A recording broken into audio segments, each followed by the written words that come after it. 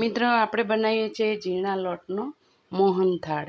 તો ઝીણા લોટનો મોહનથાળ આપણે બનાવવો પણ કેવો કણીદાર બનાવવાનો। તો કેવી રીતે બનાવવાનું મિત્ર, મેં જ્યાં એક વાટકી ચણાનો લોટ લીધો છે ઝીણો, જ્યારે આમાં વચ્ચે પાડી દીધો છે ખાડો પાડ્યો, એમાં આટલી ચમચી લેવાનું આપણે દૂધ આની અંદર નાખી દેવાનું, ને આ છે ને આપણે આવી રીતે આને મસ્ત આવી રીતે દાબી દેવાનું, અને આને આપણે 15 મિનિટ સુધી મિત્ર રાખવાનો છે।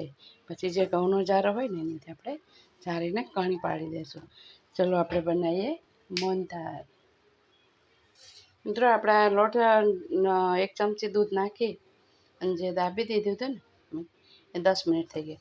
હવે એને એકદમ મિક્સ કરી લેવાનું દૂધની સાથે, આમ એકદમ અંદર એકદમ આડો હાથ બની ઉતરી જવું જોઈએ દૂધ આની અંદર। એ જે માપ રાખવાનું એટલી જ ચમચી, દૂધ વધારે પડી જશે તો મોહનથાળના ચકતા નહીં બને મિત્ર। અને આપણું જેવું હોય ને જારીવાળું એની અંદર કણી પડે એવું આપણે આમાં ચારી નાખવાનું। જો આવો ચાયણો હોય ને આવી રીતે આમ ચારવાનું, પણ કેવી રીતે ચારવાનું એ હું બતાવું તમને।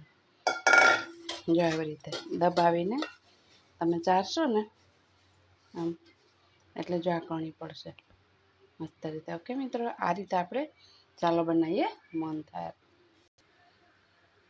મિત્રો જો હવે આપણે છે ને જેટલો લોટ લીધો હતો ને એની આપણે અડધી વાટકી ઘી નાખ્યું હતું, બરાબર। હવે આપણે આને શેકવાનો છે, પણ ફૂલ ગેસે બિલકુલ શેકશો નહીં। ફૂલ ગેસે શેકશો તો કાચો રહેશે, આમ લાગશે તમને કે શેકાઈ ગયો, કાચો રહેશે। મીડિયમ ગેસે શેકવાનો, ભલે જરી વાર લાગે પણ તમારી આઈટમ બહુ મસ્ત બનશે। ઓકે મિત્ર, હવે મિત્રો આમાં કણી તો પડી છે ઝીણા લોટની, ને આપણે હવે વધારે કણીદાર કરવો છે ઝીણા લોટથી, તો શું? ચલો આપણે લીધું પાણી નહીં નાખવાનું મિત્રો, આંગળા બોળવાના। આંગળા બોળાઈ ગયા છે, છંટકાવ કરવાનો છે 2 થી 3 વાર। આ એકદમ સિક્રેટ વસ્તુ છે મોહનથાળની।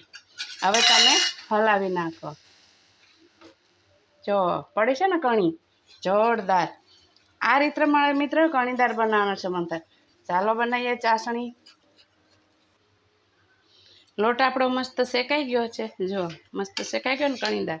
કેવી રીતે આપણે કણી પાડવાની, જો કેટલી મસ્ત કણી પડી ઝીણા લોટની અંદર।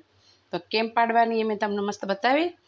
અને આપણે લીધી છે આ ખાંડ, આ ખાંડમાં ખાલી ચમચીથી ઉપર છે પાણી નાખવાનું છે, રેડવાનું નથી। આ એક વાટકી આપણે લોટ હતો એટલે અડધી વાટકી આપણે ખાંડ લેવાની છે, એથી વધારે નહીં।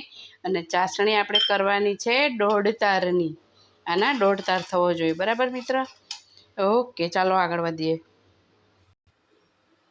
મિત્રો આપણે આ ચાસણી બની ગઈ, મેં કીધું તમને કેવી રીતે કેવી બનાવવાની। તો જો આ રીતે આપણે આંગળીમાં ચીપકે ને, જો આટલી આ 1.5 તાર થઈ ગયો, 2 તાર ન થાય ધ્યાન રાખજો ને કડક બનશે, બરાબર ને। આ રીતે બનાવવાની છે ચાસણી।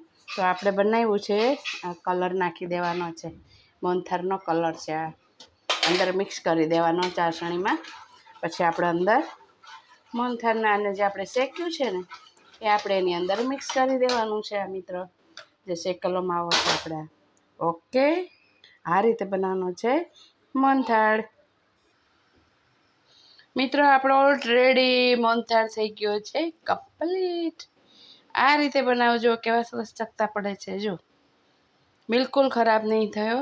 એટલે તમારે ઝીણા લોટમાં કરવો હશે ને તો પછી થશે, મેં કીધું એમ ઝીણા લોટ શેકાઈ જાય પછી પાણીના આમ છંટકાવ ખાલી કરવાના છે મિત્રો, પાણી રેડવાનું નથી, મોહનથાળ બગડી જશે।